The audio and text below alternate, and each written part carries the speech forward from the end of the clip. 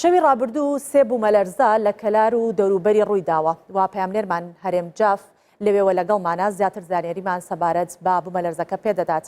بەیانیت باش هەرێم پێمان بڵێ بوومەلەرزەکان بە چەند پلەی ڕێختەر بوونە و زیانەکان چی بوونە کە گەیاندوێتی زیاتر باسمان بۆ بکە.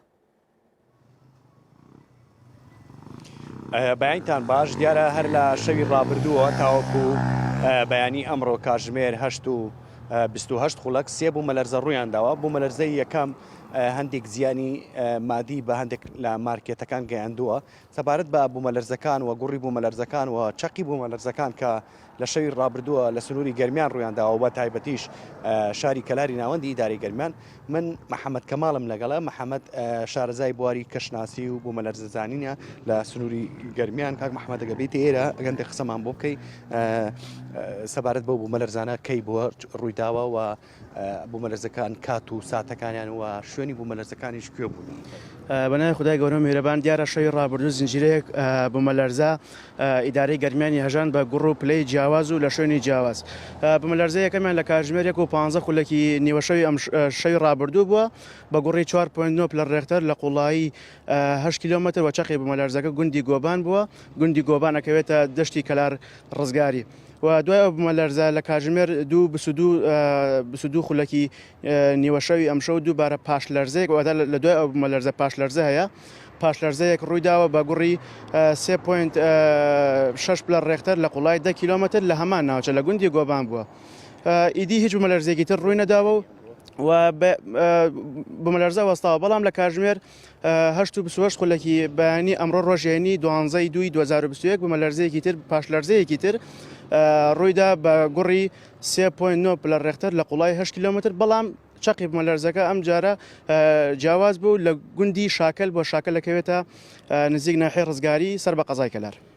من ماوەیەک بەر لە ئێستا هەر لە فەیسبوکەکەی خۆتەوە بینیم پۆستێکت کرده بوو باسیەوەت کرده بوو کە ئەگەری ڕوودانی بوومەلەرزە هەیە پشتان بە چی بەست بوو و ئەو پلیتی فارس و عەرەبە چییە کە زۆر ئاماژەی پێکەن کە لەوێ جوڵەی پلیت دەکرێت دواتر بوومەلەرزە ئەم ناوچانە ئەگرێتەوە.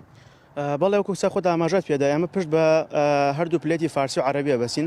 لە ڕاستیدا بۆ ماوەی 3 بۆ 4 مانگی شەبێ هیچ چالاکێکی بوومەلەرزە لەسەر هێڵی پلێتی فارسی و عەرەبی لە خاکی ئێران و عێراق و تورکیا هیچ چالاکێکی نەبووە.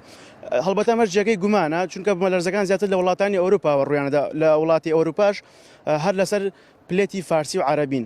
هەر بۆ ئێمە پشتمان بەوە بەست بوو کە ئەگەر بێت و ئەو بوومەلەرزانە لەسەر ئەو پلێتە ڕووبدا ئەوە ڕاستەخۆ کاریگەریەکی نەرێنیش دروستەکە لە سنووری خۆمان بەتایبەت لە ناوچەکانی گەرمیان چونکە نزیک لە سنووری ئێرانە لە خۆڕەڵاتی ئێرانە.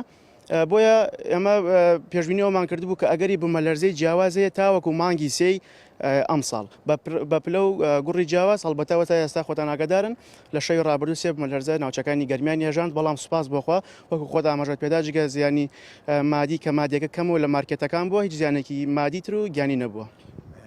بام دەرفەتەش بخوازمەوە سا کە شۆوای گەرمیان گەرمە بەدەر لەو بوومەلەرزانش ڕووی کردوتە ناوچەکە.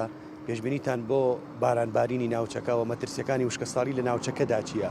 ئایا شەپۆلی دیکەی بارانبارین سنووری گەرمیان ئەگرێتەوە هەرێمی کوردستانیش؟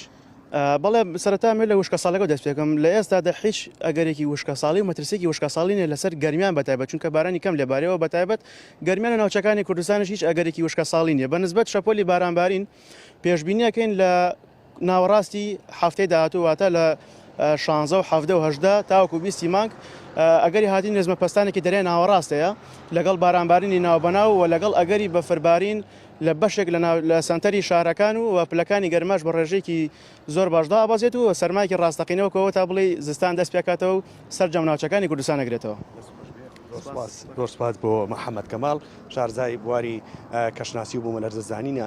دیارە ئەو ئاماژەی پێکرد چەقی بوومەلەرزەکان هەموو لە سنووری گەرمیاندا بووە وەکو ئەوە یعنی بەیانی ئەمڕۆژ چەند کەسێک پەیوەندیان بەخۆمەوە کرد و بوومەلەرزەی بەیانی ئەمڕۆژ ینی بە شێوەیەکی تەواو و خەڵکەکە هەستی پێکرد بوو بە دەرلەوەی کە شەویش بوومەلەرزەیەکی بەهێز بووە. بەڵام ئەوەی کە تا ئێستا هەیەەوە بۆ داداچوونمان کردووە لە نەخۆشخانەکانی ناوچەکە هیچ زەرەر و زیانێکی گیانی نەبووە کە سەردانی نەخۆشخانەکانی نەکردووە سەبارەت بەو بوومەلەرزانەی ویان خۆت لە ترسا بێ یاخۆت زیانی پێگەشت بێ سەردانی نەخۆشخانەکانی ناوچەکە بکات. بەڵێ بەڵێ پەیامنێربان هەرێم جاف بوو لە کەلارەوە سپاس.